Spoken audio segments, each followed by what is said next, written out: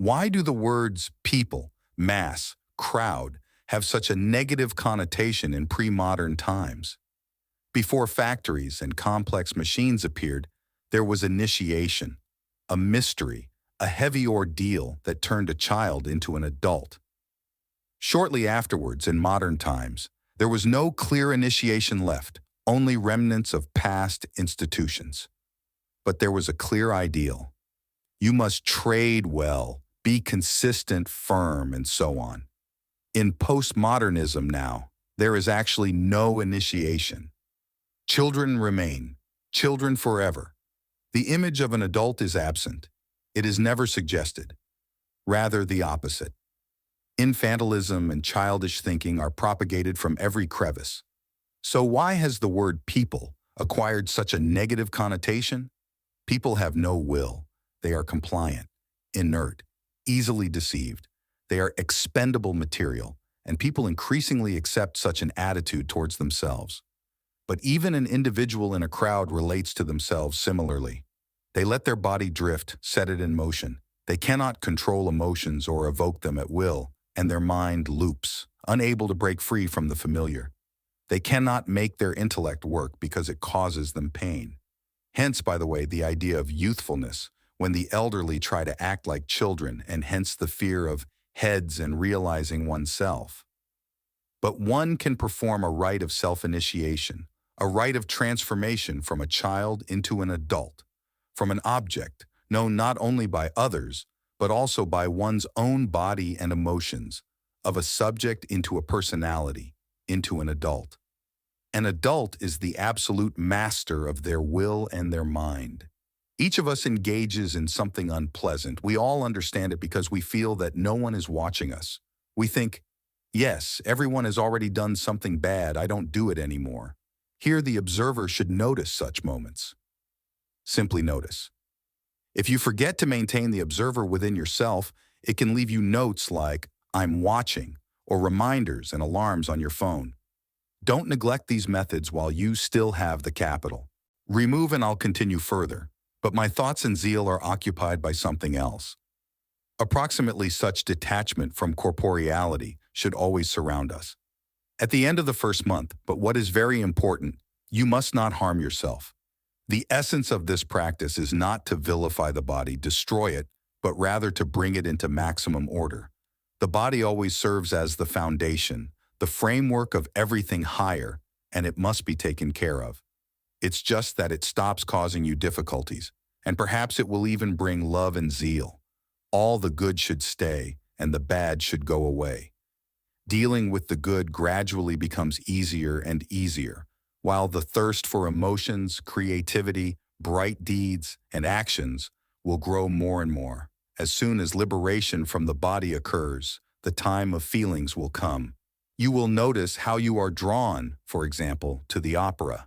Your eyes sparkle. You have studied both the libretto and la traviata, and each movement of the bow on the strings opens up completely incredible worlds to you. You enjoy, you protest, you are full of life. Perhaps now you will want to read fiction, write poetry, your own. It's time when the muse breathes life into you. This observer has moved closer to the center. This month you live in a subtle, noble world of feelings, impulses of the soul, and love. The orbit of your mentality. You have moved a little deeper, but you must not forget about mastery over the body. Your observer closely watches over it and now sternly curbs any complaints. And only the desires of this inner little animal are not wanted. In fact, this is already a high level, and you can stay on it until the end of your life, not just for 1 month. A level of an aesthete, a level of a person feeling a very worthy world, filled with beauty, light, sunshine, and rain, where drops shatter against a stone, where brilliant creativity stirs you, pushing you to create your own. There is a proposal to go even deeper, similar to the first month. It is necessary to place the observer deeper than emotions. When your heart desires something, it says, it's not you who want it, it's your emotions, or you're angry right now, or you're enjoying listening to music. You need to start realizing that emotional impulses are a distraction from something more important. from the most important thing. And most importantly now, for example, it's linguistics or formal logic, or a foreign language, chess, philosophy, something that is not colored by any emotions, and even less by physical pleasures.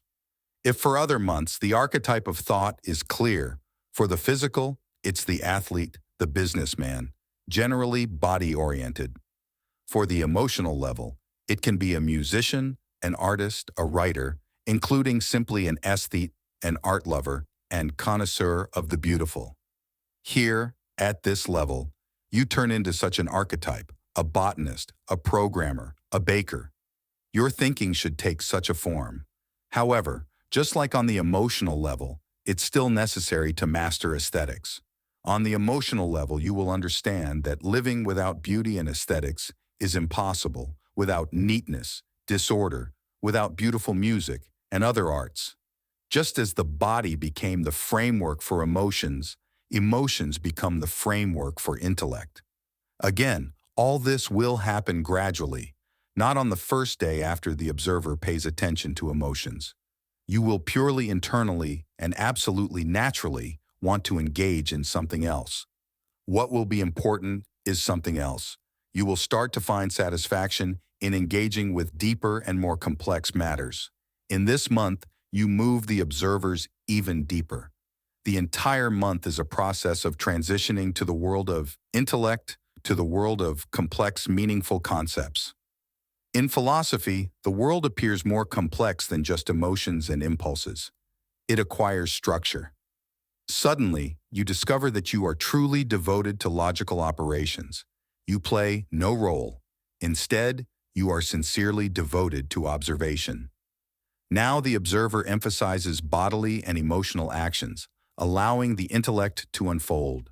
The dominant orbit now is the orbit of the brain, the logic of higher nervous centers. You continue to stay away from corporeality and emotionality, but in your brain, it's as if a switch has flipped. A current hits the brain, and a machine called the neocortex starts up. You'll want to formulate concepts, reveal causal relationships, understand the structure of the world, society, and humanity. Your favorite pastime will be engaging with higher nervous centers. This will happen quite naturally. Perhaps you'll want to play chess or another similar game for relaxation. The language of your brain changes from intuition to the language of facts. The spirit of an explorer awakens within you. But after this, the fourth orbit begins, the path of mastery. From the previous orbit of mentality, you need to take one more sharp step inward. You must place the observer into that black hole located at the center of thought, the intersection of mind and the pre-rational deep state. This is the fourth path, the triumph of the super-strong personality. Liberation from corporeality, liberation from the emotional sphere. This month marks the last and most important step. Overcoming mentality is exactly what was awakened in initiation. It is the essence of mastery. This can be achieved with the help of the observer. It makes mastery possible, opening the way to it. The essence of this final stage is to rise above mentality, to learn to control the higher functions of the brain. An adult is an absolute master of their will and their mind. Suddenly, it becomes clear that the master encompasses all three levels. They can manipulate them at will. The body no longer rebels. Access to any emotion and love for the beautiful is opened. Intellectual activity is no longer difficult. Everything related to oneself ceases to be complicated. By the end of this practice, you will finally reign over all three orbits, reaching the highest possible point. Up to this point, you have discovered twice. New horizons await, and now you will see everything as if you have regained the ability to walk or see anew. There is an aphorism: "He who does not know to which port he is sailing, no wind is favorable." I would add that one must also know how to navigate the ship. If the helm is loose and the sails are hoisted at will, sometimes lowered, sometimes raised, reaching nowhere will be twice as difficult. He who does not know to which port he is sailing, no wind is favorable. And he who does not know how to steer his ship will never reach his destination. And now, Let's summarize. The observer is a fictional figure that opens access to the next levels of your mentality. It is your self-awareness and emphasizes certain actions or states in you. Task for the first month: liberation from corporeality. Pay attention to your body, to the manifestation of the animal within us, to untidiness, to everything that is the will of the body. You must dictate conditions to it, not vice versa. Task for the second month: emotionalism. While at the level of feelings, enjoy this level. Live the life of an aesthete. Enjoy, contemplate, create, construct. Enjoy sunsets, sunrises. Everything will be accessible to you, and your body will not hinder you. Task for the third month: liberation from emotions.